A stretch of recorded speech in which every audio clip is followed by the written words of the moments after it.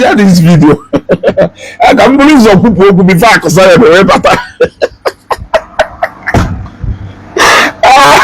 all the way I tagged Mr. Kelvin Ugwu.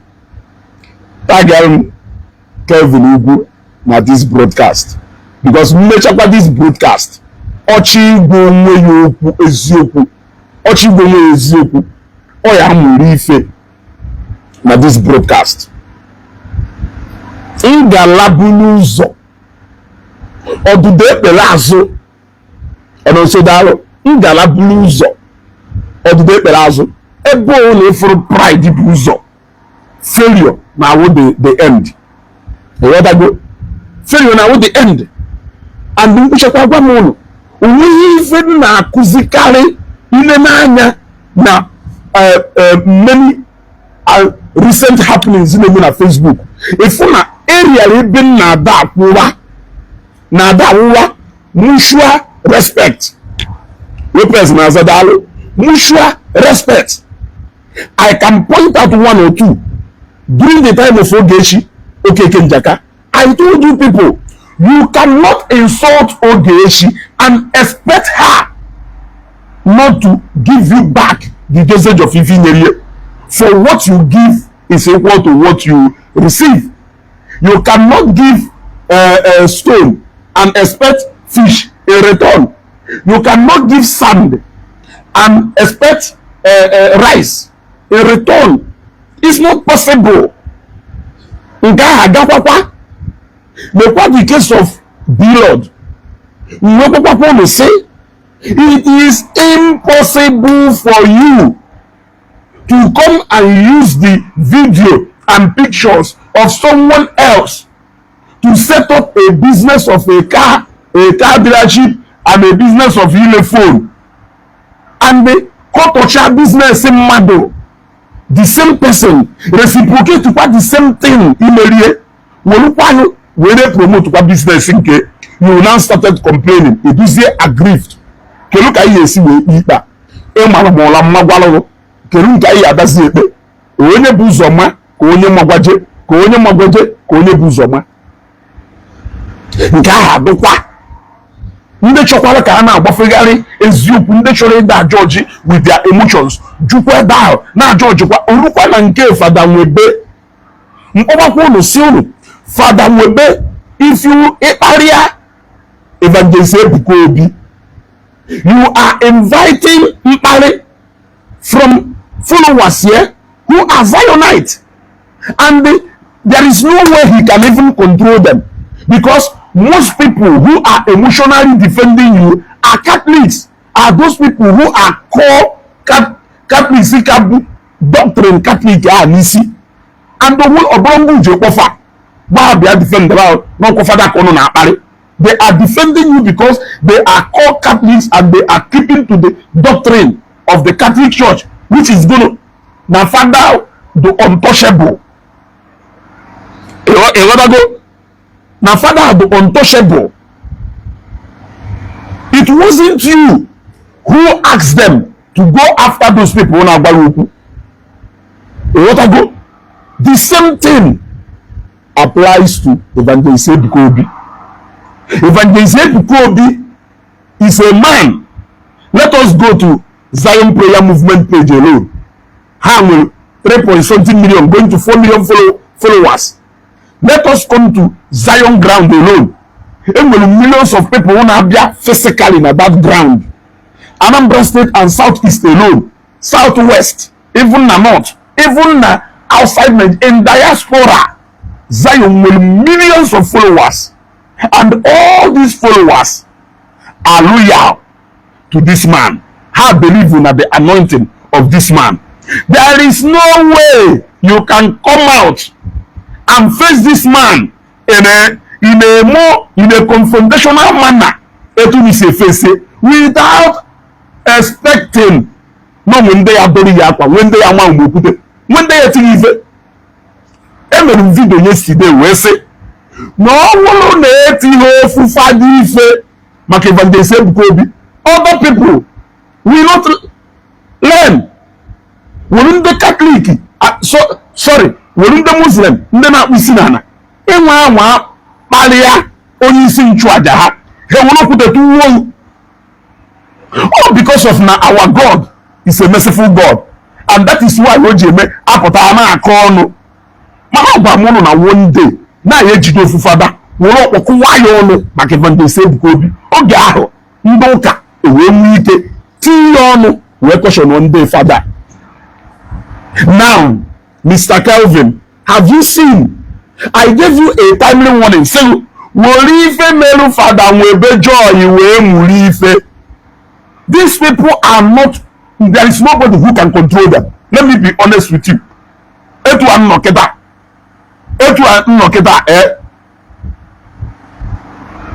ife mgodo wu ezugo onwere ife nwo mana eba nno ikpari ya na page ya efuso nde ya be after you. Iwatago ikpari ya na page ya nno godo kita iya afu many people who will come after you ntekere mwa wezugo ngwa na video. Iwatago the moment okay chukwu okikem awuda akama hapụrụ mana there is no need were fake account bịa make VDM go after VDM, rappers will come after you. The same thing, all these people will follow us. If you say you are correcting Evangelist Ebuka Obi, there is a way way correct Evangelist Ebuka Obi. It will not mean talking down or condemning that ministry on there. You can do that, and you know that you can do that. It is called constructive criticism. But you people, it's a destructive criticism. It is a destructive one intentionally coming after that particular thing you believe you need ministry which is gonna ministry of prophecy, miracle healing, and otherwise. And even those on it, be after it, who call this man? This man ministry. When you come after this man with all those followers who believe in this man, there are so many people. I watched Madam Mario's video from yesterday. I watched it from beginning to end. I cannot do anything than to keep loving that woman. She is indeed a woman of virtue. Wisdom. Only somebody do malicious. Only somebody who is malicious in nature. You look away from a nice and wise counsel. Mother Mario na page yesterday without insulting anybody, without provoking anybody, unprovoked. She gave a message that even on naturally water, but you cannot come every day, Mr. Galvin. He will picture Evangelist Ebuka Obi. Ina koto siye na pali the whole Zionite na go he what your own say okay, what is good for the goose is good for the gander. He didn't try to cut action. But when he feel the was gonna about no more feed them and the football be fail. Then Father will be joy. This is just the beginning. It is better you disengage from this unhealthy thing. When ministry now follow, I am telling you the truth, and why I follow. And when they are say, okay, let us live it for God. When they are say, we will not live it for God, we will face you word to word, and deal with action. There are people who will match you action to action. You know even now, so if you jabali okay, you have now. He Richard Chegoni as a father. Support yourself. I am telling you, Zion ministry a formidable force, and many of them are powerful because of powerful individuals among them. In case if you don't know, and were powerful individuals among these Zionites in Facebook Most of these people in Afuna respond to you. You think they are jobless people. You think they are just people, regular people who are coming to Zion seeking for miracle. So many of them are much more powerful than you can ever imagine. I'm out of experience and what I know. So you can either choose to respect yourself and face your calling. Look at in recent time, yesterday, 1 year, 3 days ago, people can barely respond to a priest. Look at how you people have dragged that sacred order to obey Omaziji Amachopa. And you are not, most of you are not even willing to stop anytime soon. Yes, anytime soon. I got a call from a reputable Catholic priest. And after look at these people who are gently and honestly answering the call. And look at people Calvin who are dragging the dignity and name of these people, that sacred order, dragging it to the mud. And you don't see that in a mission when has I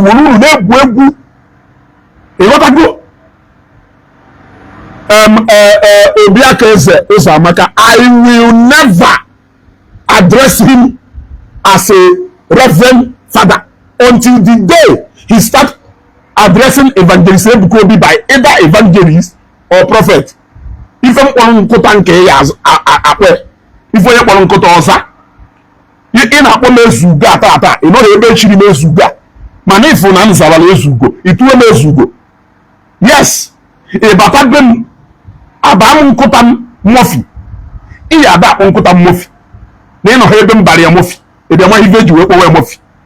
Man, put us there for you disrespect him. There's Zuga, if on Nazado, too much. They what I the meaning of Ezugo. Na me deserve Heza, Ezuga. The man who go away, Nana. Omopa, engage with Malo, Mako here. Hit him, maybe man on Nafan, man, I hit him. Manya will only what I refer to. Barabara Foko, Wala. My boy, Reverend Father. So many of them. Zion is a non-denominational congregation. If you don't get it, forget about it.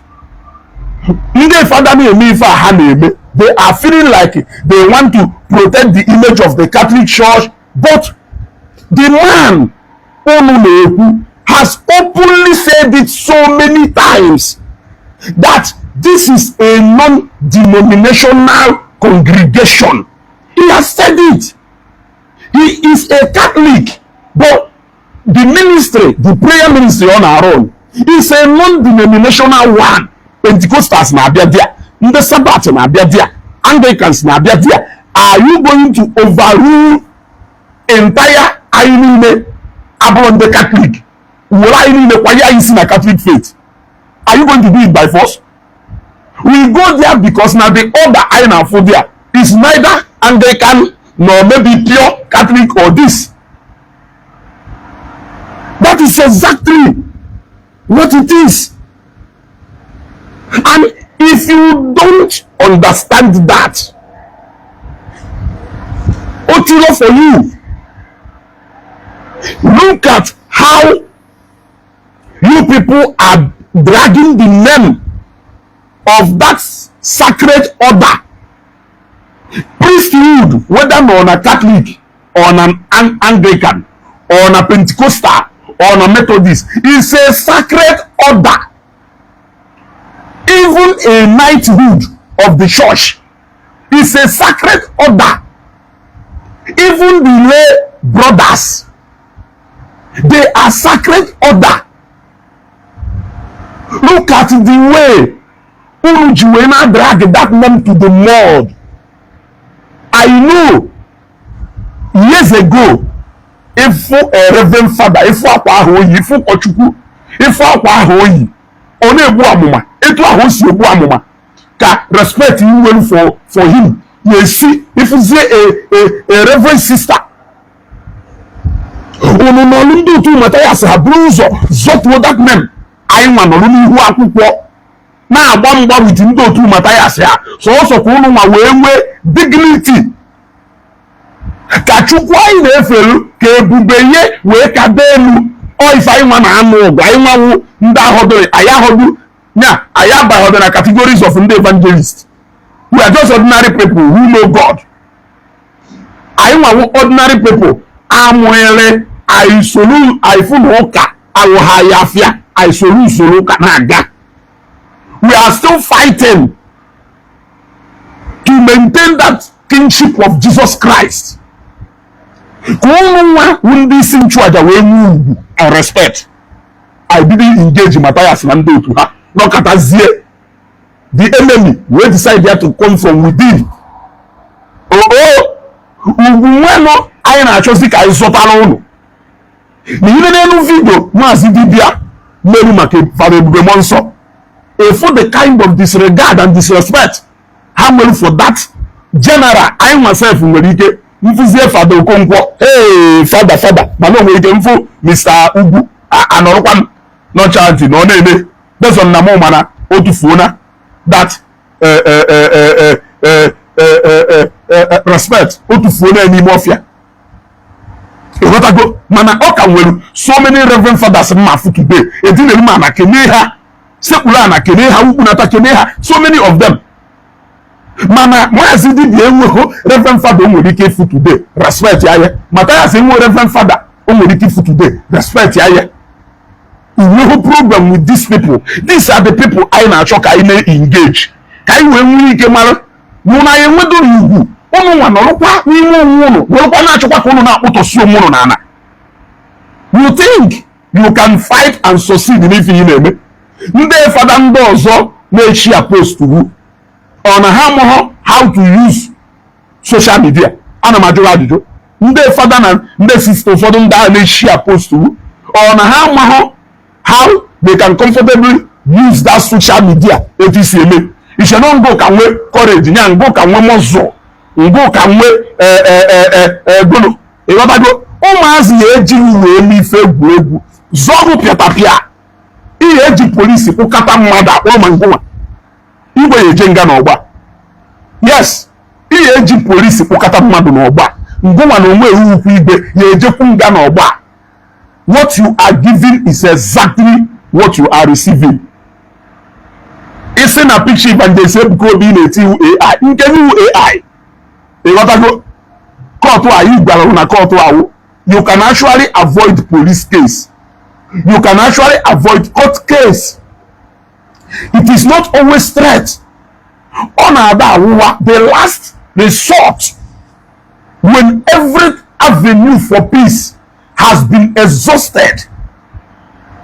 What of where nobody have even told him the part of peace? The peace is there, but somebody is intentionally trying to take away that peace. Were you honestly expecting that when you come to social media to disrespect Evangelist Ebuka Obi, that the Zionite will look elsewhere and pretend like okay, those people who know in the comment section na akpali Evangelist Ebuka Obi na akpali Zionite on good the refer. Ana m ajụrụ ajụjụ. I am asking you a question and I want you to answer. Ile ugwu kọbọ ụmụazị were ugwu egwu ọkara ihe tu a ile ugwu kọbọ ụmụazị were ugwu egwu mechie social media ya o were eme something positive were message. I mean, let me tell you, most of the people you are entertaining and they are most people you are entertaining. It's better you know. May give glory to the kingdom of darkness. Which kind of message or gospel are you giving? Who are you entertaining? Who are you trying to please? Most people who have been a page window to Mathias.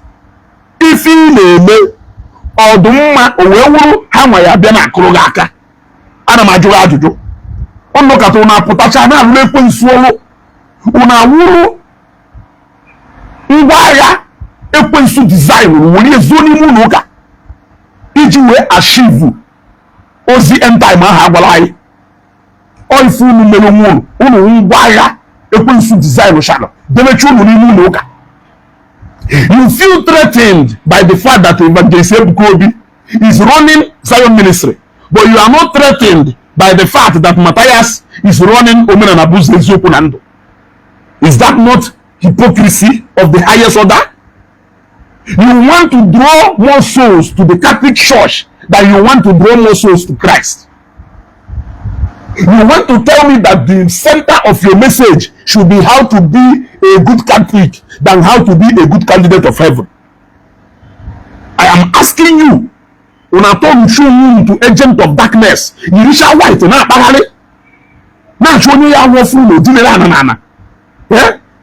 Do you know, go and check the meaning of father? I can call anybody father depending on the role and how that person has mentored and affected had effect to my life positively. I can call that person father. Yes, we have many fathers, but you may have one biological father. But you can have many fathers.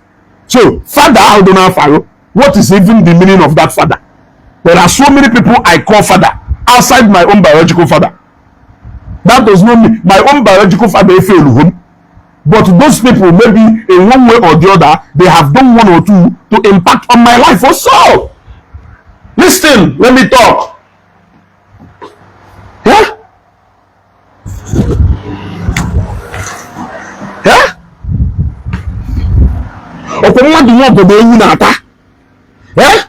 Iputa zie more than on flebi na disrespect papa. Omere ndi. Or the possible. More do gaye na alolo. Eh? I may see somebody trying to correct my father.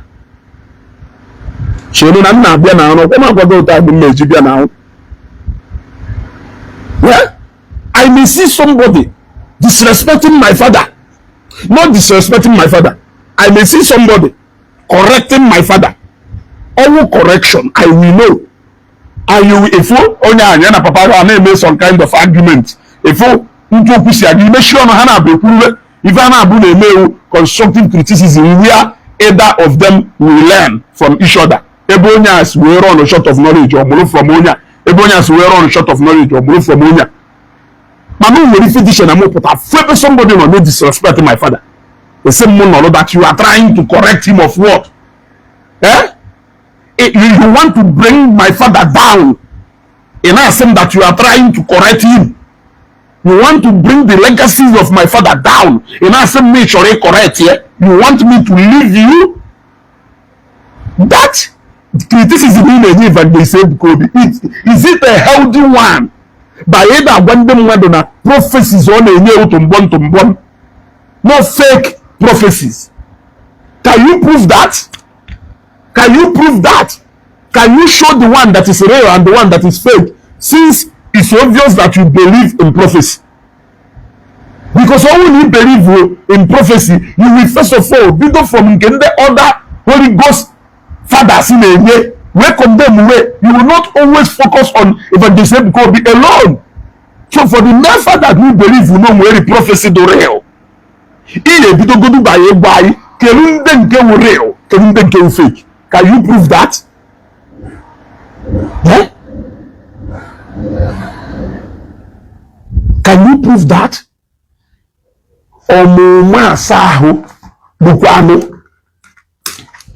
onye nwale ebe ọwụla ahụ udechila ogode onye nwale ebe ọwụla ahụ udechila ogode unu na-emezi too much ka mmụọ nwezugo na agwa ụlọ gbalagbala fele oke ọwụla ala gbalagbala fele oke ọwụla ala nwere onye ya agwa ụlọ ya onye ya agwa ụlọ eziokwu respect ya bụ mmụọ nwụrụ fada ahụ eji wee nwala ụlọ nwụrụ nna ahụ eji wee nwala ụlọ ụnụ awụzi agent of confusion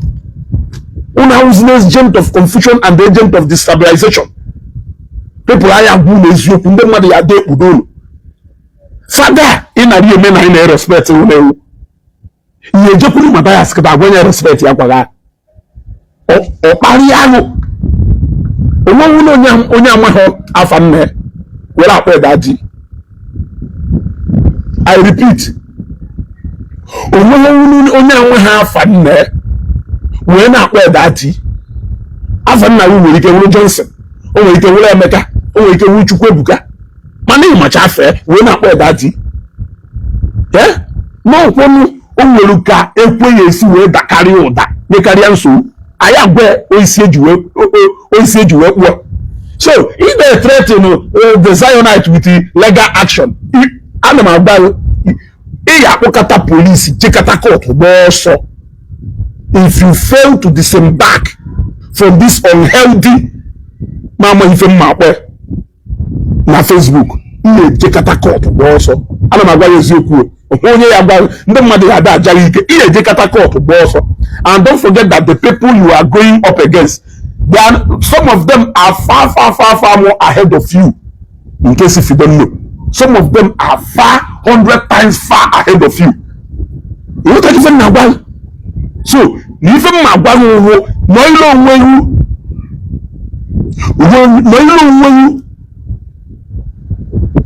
no respect you when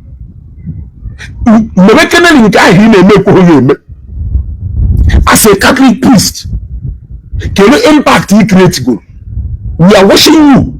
Can you impact he create goal? You do when you missionary journey na Gambia.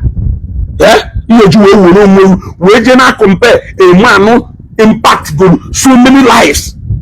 Even if for them that day joker. If you go through him, that is the kind of a man you are up against na Facebook.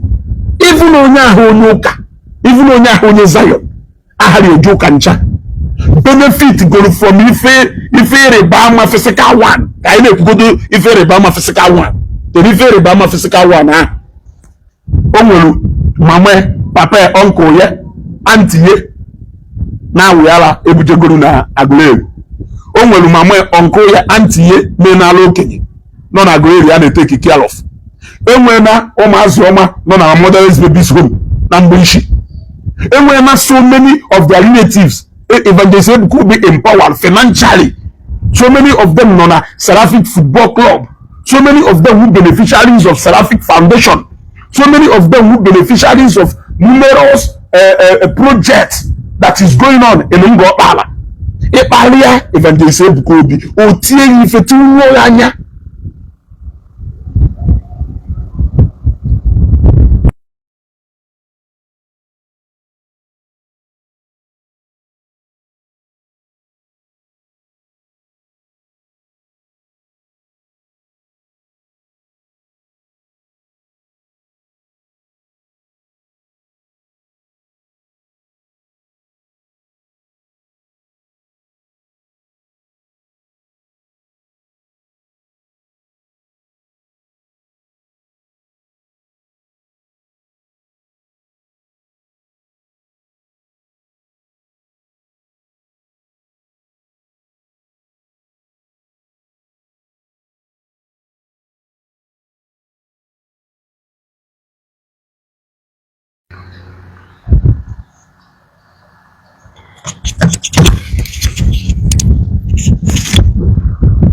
What are given them? So there are even non-believers benefit go from if this man may go in the mad. If only we can chef we have washer, one last one day. You better. You shall not so say window your wife for up washer, now father I have also. Or some of that thing in the name. Oh, my chief food in the name. Send that to me, no phone Evangelist Ebuka Obi name. Okay, through gospel, may something be different. Do you don't know the Evangelist Ebuka Obi to Zion?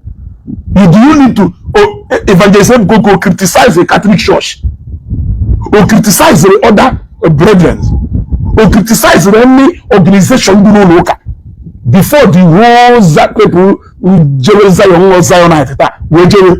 What makes you believe that before a drag those people back to Catholic Church, however, that we must have to face Evangelist Ebuka Obi? Don't you suppose this will face the devil? What it means is that the mission is very simple. Bring him down. That is the mission. For that purpose, the whole federal high court in Nigeria, magistrate court in Nigeria, every day, a frequent visitor. That court. He take a call. He have feel for the web for also. Only advice. Only can be how to only advice. And he's not the first person. Go and check so many people. Can it be a video when the work of Zion? And I'm actually can it be a video?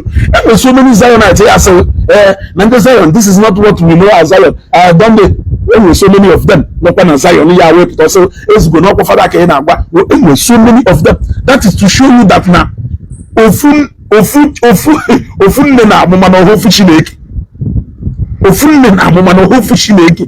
Ni Zion na when they aso ezugo wonu wa yo no offer that biko I support go me fire won wonyeku. So many of them. When they do the willing in one more physically. When they we verbally for Facebook ka haya da ba. When they are no we ha na le melo mu hifa ha melo ha come more across this na the member. If I have my way join open heaven, join activities of Zion, join if you cannot even assume that when they respond to you, Evangelist Ebuka Obi has not appointed anybody to respond to you. The same way you feel like you have not appointed anybody to respond to and these are the people you cannot control. As long as that these people will believe and trust in you. Can you fool me a Jew for Shades you Malumane Hunana? And a majority. Can you fit Patalo only a Jew for Chase you Malumane with Zuki Hunana? Happen Evangelist Ebuka Obi or Dobby Home June. Happen Yaga. Who recruit Zina against him. Look at even and you see someone who's in so bosia. The man na koloraka ride on father ride on emelu video bosi agbawo wonu wayo ni break down ise na ase okwe emelu video bosi wonu wayo ni break down. You started ignoring me for me now. You repost at a point you started threatening. Can you feel the threat to legal action? It's a new one more tank. It's a new Tipa Braja. It's a new rock. It's a new Peter the Rock. It's a new if they checking. It's a new if they checking. Iya all entire Zionite in the J court. Why can you do? Why can you know woman and people gonna they make you say that you don't even know them? You gonna police where you are tracking. You take it on parish. Track a kataha. It was how much you are going to face if you know. What I go? If I can do.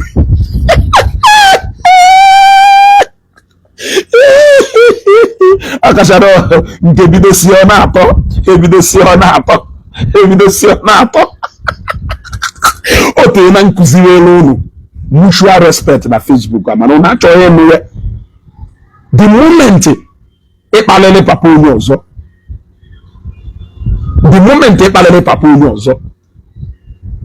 you make go your own father and your own mother vulnerable for disrespect. It is as simple as that. Maka iyeje pari papa onye ozo onye ko jeme ngo yi ya na page me mere ngundu if go shi asiri nka agbasalo some of my business was bonko ngolo ye ewepugom aka golo bazikwa mama o ya jogunjo no mi eme something ewulukwa aka hu wota mechi ho okwa asiri da o we zara afase aka onye wotalo aka wotalo ka eweje yem iteto wa legal action mmadụ ole ka ya atụnga prison ya dị eju ahụ abe ya afọ ụbọchị ahụ onye ahụ ya dị eje nga mmadụ 100 others ya nụkwa oyiyu ịtụkọta mmadụ nga egbu ọsọ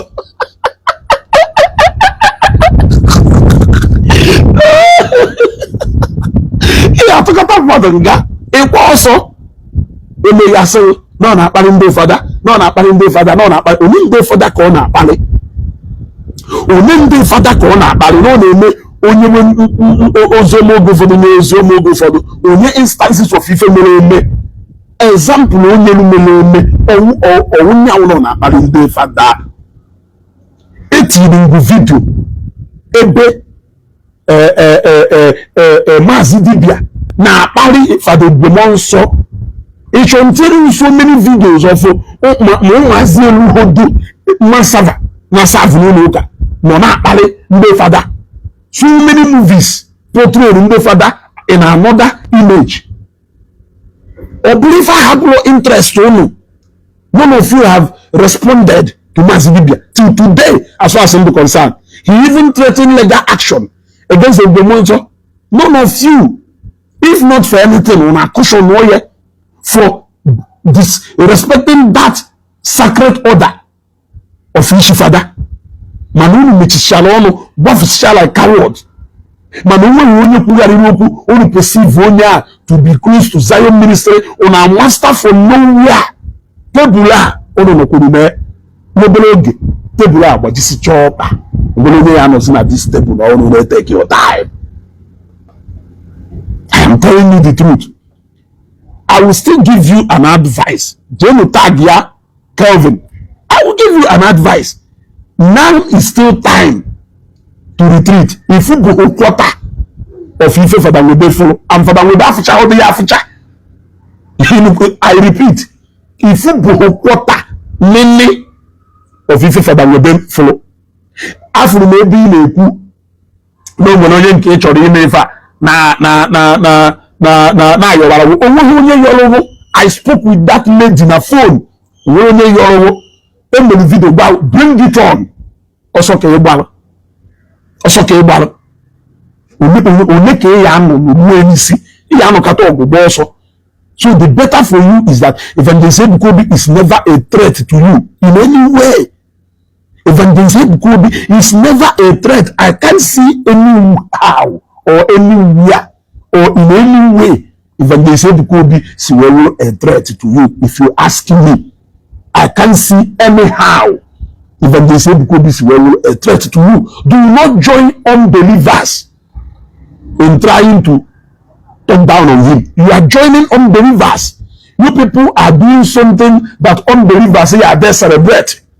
Look at Matthias Ezako celebrating your birthday and you are happy. Go na phone. I challenge you. Listen, go na Matthias Ezako na phone. I challenge you. Protect one na go na Matthias Ezako na phone. It's not possible. Ono na akpa. Kedu ife ono na akpa? Etu ayi Jesus yeji we na otuto. Etu ayi si we bunia fa Chineke elu. Ife ono na akpa. Ana m ajụ ajụjụ. Ife ono na akpa.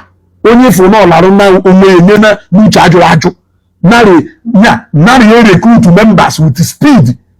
Ona na-enye problem, na-enye message ya da ego ife ha na-ekwu. We need the message of end time. Evangelist Ebuka Obi was dealing with foreign at the bold enough. Puloto etu Ogbomonso si wepu. Nye message. Banda na agwu ifu okwu. Bodole na ajọ ọgwụ si ebe apụta. Ndị dibịa na-agwa ajọ ọgwụ n'elu na dum ụlọ na-abịa. Ogbomonso kwuru eketa. Iwefu maazị Evangelist Ebuka Obi tinyere ife na anya gbo. Now you know why mandeze nwaanyị o. Now you know why they have all recruited against Evangelist Ebuka Obi. It is because no one send the message here direct to people who deserve this message. Very false. Nyake follow meze nwoke meze nwaanyị ma nke sịrị na ọwụ eze nwaanyị kedifa na akpa. Now you know why that one can even side the Father Mbaka. It is because the message Evangelist Ebuka Obi na-enye direct to that kingdom. You know that group? Now you see, Father Ogbomonso, the kingdom had shaking again. They will now henceforth start recruiting themselves against Father Ogbomonso. You see, that is why they also took notice of Reverend Chaloko.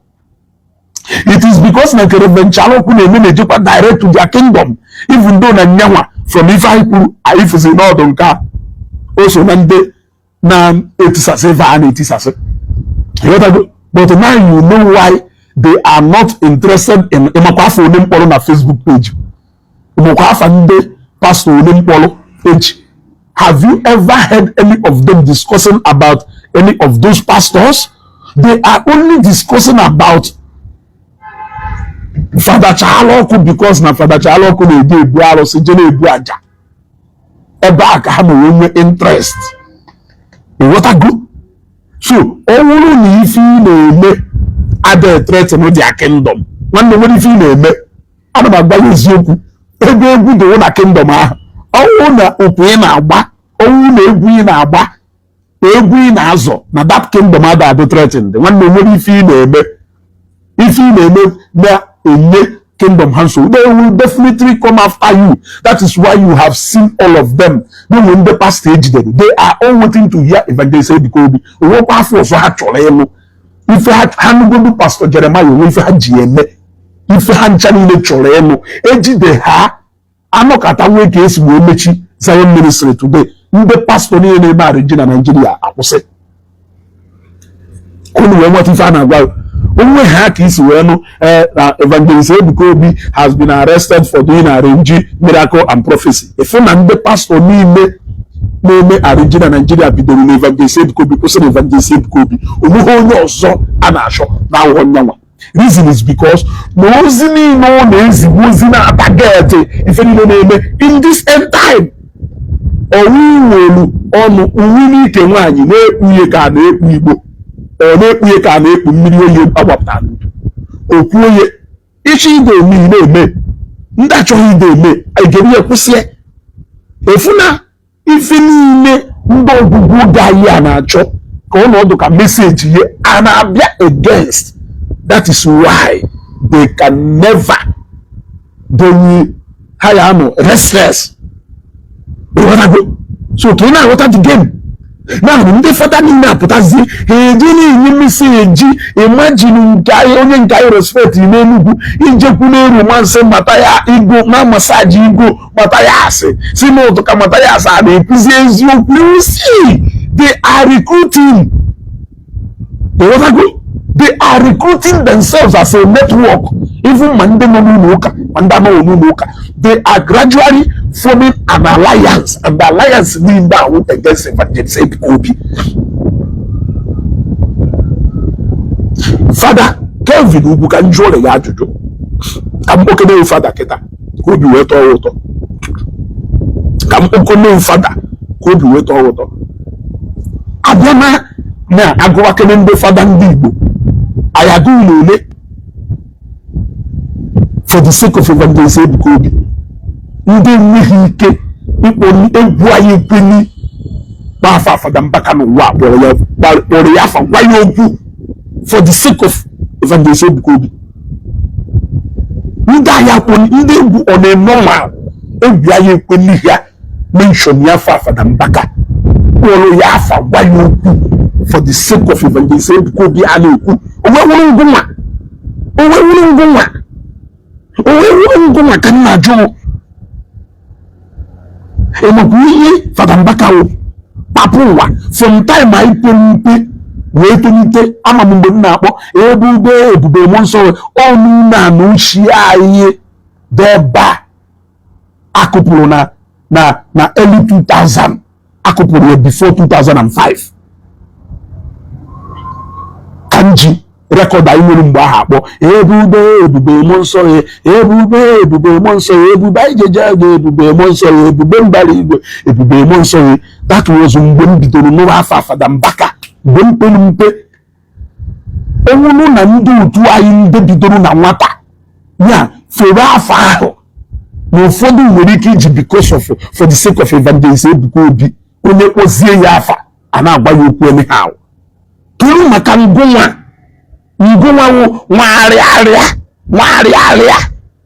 nwariarịa Fada Mbaka emetaghị ife ya awụ outside Reverend Fada today. All command the respect both na Enugu, both na Southeast, both na Nigeria. Ohozi na ọwụ Fada ka ndị mmadụ ji akwa Enugu today. Ya ugwu a na-akwanyere Fada Mbaka today ahozi na ọwụ Fada outside na ọwụ Fada When additional things so many people just respect here today. The same thing with the book for the Monsa, for the Obim, for the Okunere, for the Ede, and so many of them. Or was it because of Nahab Bible? Enough to go to a Bible today. How can that command the respect among so many people? Because now many of them are built to Shana legacies, even outside Bible. You gotta go. How build to go legacies? But now today they can even stand. How decide they say okay, no okay, na my ages they can still stand. Mananguma. If people just respect them, wow, because of our he. Very first, even in that mahoney, or because of our he. So all the people will Egypt because of Evangelist Ebuka Obi. Weba papa, grandfather, ancestor, Father Mbaka Obi. Not necessarily because na ha hate it, but because na ha feel no more oku adohoma otujelu that eye who Evangelist Ebuka Obi. Onye ka nwari aria Ugwu carry zinu. Emana, we anything about you. In on Gambia, I don't know anything about you. Nothing apart from love. You for quite today. Oh, why he can make you respect. Hey, when I go father, Father Chilechi, waiting for so no portfolio again. No portfolio again. What I go? There's no other portfolio. Government obodo amụghị nọ, obodo ya amụghị nọ, community ya amụghị nọ, ụmụnna ya amụghị nọ. Ewetago. So, can you see?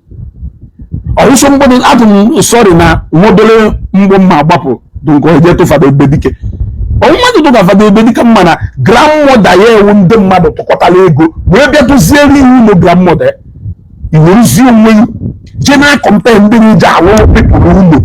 Ndị n'ụlọ yeah, ngalaba ha carry go immediate family ha, carry extended family ha, carry in-laws, carry relatives, carry agbatobi ha, extend there to even Southeast in general. Odin dahụ ka ị na-ejezi eje ewujele ọnụ mana ụdị unu na-ekreti impact even na your immediate family nwere onye nwe unu apart from n'ọkwa fada mme fada nekwu nna fada ụfọdụ amụdụ fada ọwụ mme fada bịara afịa kere afa fada nwe anyị amụghị wuo mana nwa echiri fada ịghọtago nwa echiri fada kerezi ebe nwa ya nọ ka parish ọnụ afụgo okwu nne mana o chiri fada chifa nna gwalụ ịghọtago chifa nna gwalụ echicha ya only a threaten with the court action. When you will yeah, respect me they say to a man on Facebook. Fear. I'm telling you. Say no woman about it. No kobo. Me kata refu de fa. Me ba ne je ke budo. No kobo. Me kata le fa. Fu ne ba ne je ke budo. Ose na go on your face here, the scandal okay. Na you know since ya only go peace. We never dey jape. Ana ma joga ajuju. Okunu ni nwere ife Evangelist Ebuka Obi na-eme. The entire Catholic Church we feel na ife ọ na-eme na undermine the image of the Catholic Church. You bishop agoba na level na diocese o make aya go na can you feel one isune ayeju ego ndị bishop no kwe mgbe mechalo program na ngo kpala oji onwe bishop oje fu bishop a ekpele bishop a welcome ye ekpele ayi fulu ye ndị awu bishop ndị kan go mamu apart from menchiri you father you akwa church na-enye ego na-enye ife niile keri ife ọzọ iwu ka nna jụ. You are more Catholic than other priests. Yeah? You are more Catholic than Sister Mother Mary. Yeah? Kerifa hema na Catholic Church Mother Mary amaho. Etori na age. Etoriana age. HG sister before you Jerry seminary school. Can you feel my I'm a lot of Nde father when I have a go on a phone? Can you feel my as a reverend father hammer? And I'm a do. Can you feel my you feel that those people hammer apart from me the jealous hammer draw? Yeah? When I call yati and I call that good. You know, threatening. I just want to say can cheap in this one before I could say on a battle later. I'm on way. I could say now be who probably going to but even the women cow can just do mobile food for thought. Oh, nature, you know. It's all what. Then on a zona a coloraka. Then in the lazy coyon a people happen. Haka image apota. Manam Buhaya Potapa, Ahua for her, how you do up Ahua went up. Or carry it to her. I don't know where is you. Or carry it to her. And the really bishop, I know who. Name we buy you. Oh, I won't go on. Can you get a good if I? Oh, you might walk on the Udata. Oh, will you carry a soccer pins? Anya, a book that I mean by you. In the Hivana by you know, Adali, the adoration when we Bishop Wisiwe take one or two decisions, maybe Father Mbakano. The adoration, do demonstration. Now we make Bishop Court. Who is Chama Moto in a Bishop Court? Bishop what you say no I was in the Catholic Church. Oh, what an under people, and when they are aggrieved, they have to express themselves. Yes. Actually, can you put on a equal one way goes to do a agenda direction? Every day, badata, every day, badata, any day, badata, every day, badata. Oh, just we hope and faith, or do filled in spirit from adoration ground, or never be physical to Nigeria. Ìwé náà kàtà sí kì í pé zie Father Mbaka wọ́pì ẹ̀ àwọn ẹ̀sìn ní iye méye ìwọ́tàgbọ́ àwọn able demonstration wẹ́ẹ́ bí ẹnu mọ̀ bishop are you more holier than the bishop are you more Catholic than the bishop Oji because of it rebuke all the entire people in the adoration Oji because of it rebuke all the entire people in a parish for Father Mbaka no ne the answer is no. He knows that these people. Of course, one thing I value so much. Some of these people are still alive today because their hope is still strong through Christ. Now, this place is hard. How hopefully, not that they are hoping on government, they have hope by affording. Yeah,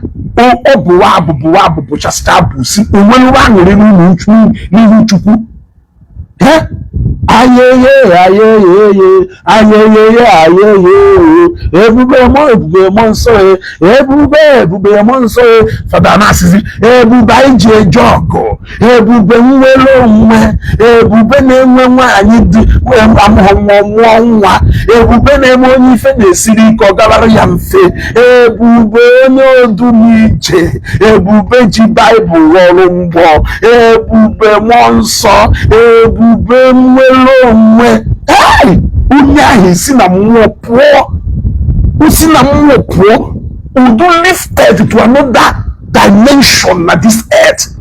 It is only when you begin to live in the spiritual realm that you can survive the hardship in Nigeria. Now if it's normal on the Nigeria here, is it normal na move hand fan or the normal no generator na asu na if you now it's not normal. Your child cannot even survive 1 week in a barn. For it, your child survive 1 week in a barn. But I'm a man survive here. A good make a people in the end on one day we are the belly. My own age when I go on a pack. Or I follow me one ever. Or I follow me. Or you know when you feel me. Or you know when you feel me. Or you know in Nigeria. They get hand up with. Oh, to a day I won't buy a hope and Hana Fupande will hope where battle. When you know kata pota next week or Biashi testimony or do quando with hope do quando one of the children and a testimony in Kaya. ije na ebe ahụ aka onye ekwe ana m ajụ ya ajụjụ ọ ga-ekwe iwugodo bishọp ọ ya akpala iwe ịnọchi ụzọ sef ọ ya esika ya akwa ị na-ekwu ife ị na-ekwu iche na ife a na-ekwu n'ọka o wee wụrụgodo are you more Catholic than the bishop? Once you see me akwaro, o karo money ni na kpuru. Save your face and go ahead. How you measure TV na billboard, ATC video na billboard na oka. Okwo fesha go. Billboard da kita okokube ka na epezie. Mana mgbe ahụ ọ na-afịọ bụ ka anyị egbu mmadụ, anyị egbukwara ya mmadụ. Lọtago nke anyị firu n'ihi emenwu maka na okporo omume. Onye ọzọ nwekwara nke ọ na-eme maka ọkpọkwara omume. Egbutọkọwazi ife gbutọkọchazi ife mgbe anyị edozizie amadụzie ndị anyị ekechitegbu ọgwụ ndị anyị ekechitegbu maka na mgbe ahụ a na-ekposi ife ọrụ na onwe onye weji ife kụwa kọpụ anya emechaa dozie kọpụ anya anyị echigatazi n'ọma ya ka o ji dị mkpa na a na-egbu ụmụ ife niile ikpuru ma hepan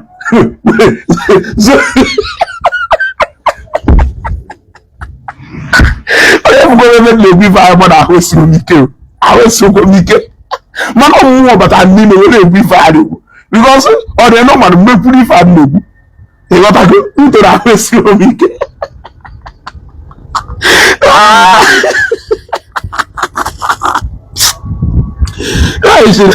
Chineke ekwe mmadụ ebere ile-threaten legal action ile-ejekọta kọtụ n'ụwa abụọ gba ọsọ ụmụ Zion nke chọka iwere gwuo egwu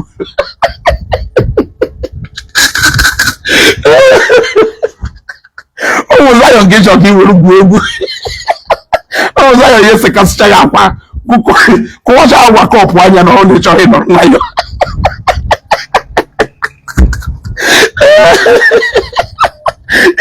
ị na-eme program na Facebook ru helmet n'isi maka mgbe ọ na-ekwute ya ada ebikwana posta cheruru na-ebimọ posta ọgbọngụ na-ekwu mọ n'otu mbọ ntụ sọrọ maka esi ebi post sọrọ mgbe ndị ya eri post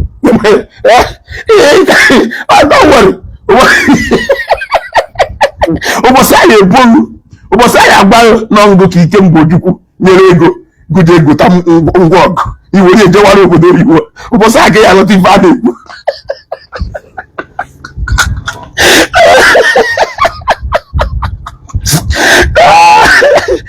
ọdụka a na-agụ nwa Zion na-abụla anụ oriri ichere egwu ahụ na-abụ ụmụaka ya nwa Zion na-abụla anụ oriri nwa Zion na-abụla anụ oriri a na-agụ egwu ahụ ihe aghọta ife a na-agụ iche na egwu ahụ male construction of rhythmical music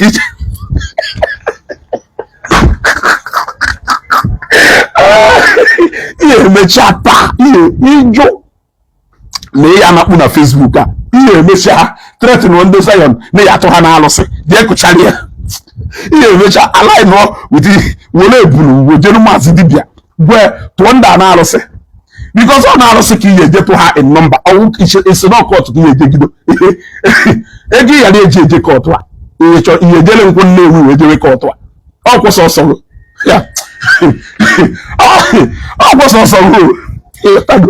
ma ndị nọ n'obodo oyibo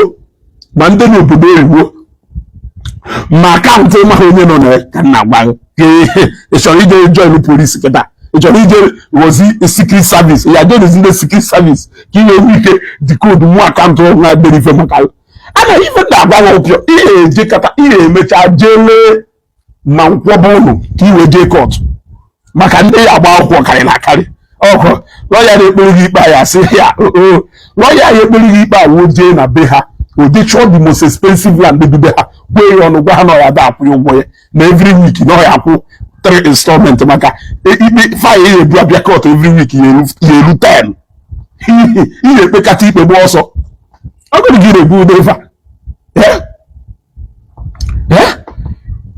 onye ụtụ ka ihe eso hapụ ibe na kpụọ tụmbọm ahụ ndị a na-emeri laikiri ya they are not complaining. You cannot cry more than the bereaved. You should be more concerned than the souls of those people who are perishing na ministry Matthias than those who are already in Zion. Eh? Many thank you, she will educate. Mba holding the area in Nugu. You can't even not what you Nugu. Eh? In the bishop, Catholic Diocese of Enugu, in the name Otaro Pakam, Otaro Chakam, Governor Otaro Chakam. The answer is no. Governor and Bishop Otaro. But in that manner, so also they take our personal interest. So a Catholic in a personal interest. Yeah, then I know go Evangelist Ebuka Obi. A damn go na so interest of the Catholic Church. Man, this is the truth. Some people fought for the government more than the government itself. Government will spokesperson. They can issue a statement through their spokesperson.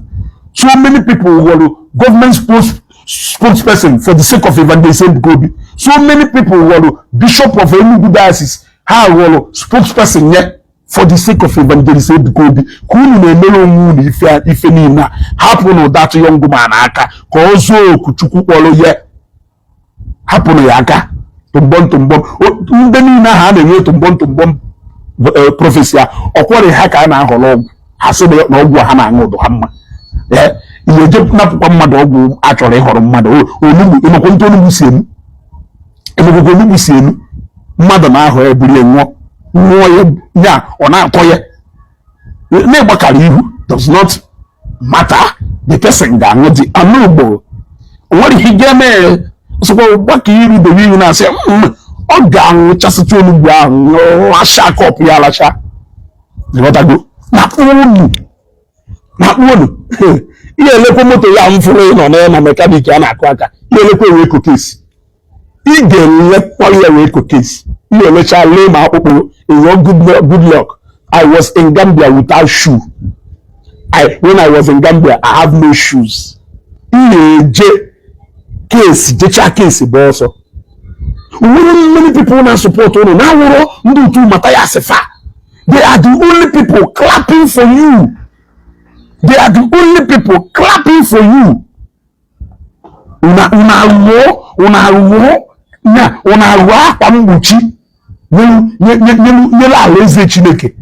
So no father. No father kaguma na chukaro chukumad. Go na chiziri father ana chufufusi mbe mmadụ achufuse na gwa na Jesus enwe ife ọ na-eme na Jesus dị powerless na Jesus na nna m ka dị powerful because ese no government yemela ife niile what it okay I think I have to leave now because now I've gone na Zion no life. So let me give way from onye ozi chukwu etele mmanụ onye ozi chukwu etele mmanụ Evangelist Ebuka let me give way for the for the prophet of Abadiasis to take over. Let him take over from where I've stopped. But there's a go be a one allow. Call to get the J. Don't you get your wow? Emakuna of what account na Emeka Jaire Emmanuel Emikile Jaire Obiakwa look another name say Emeka Zacchaeus Udenwa. If you another account Jeremiah Ijoma Osonwa.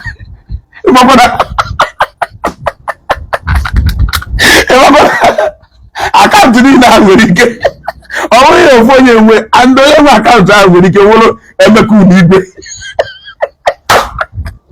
Yeah, tracking it.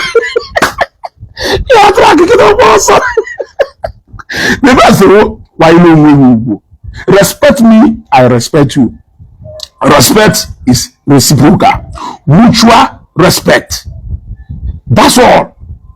So can happen na onye amụma etere mmanụ onye amụma dị ike ma na-ewu Prophet Ebuka is online. So let us join his service. Ka anyị join our service here. Ka onye nwe anyị gọzie okwu a ka ọ baa anyị n'afọ na arụ n'afọ nke nna na nke ọkpara na nke mmụọ nsọ. Amen. Amen.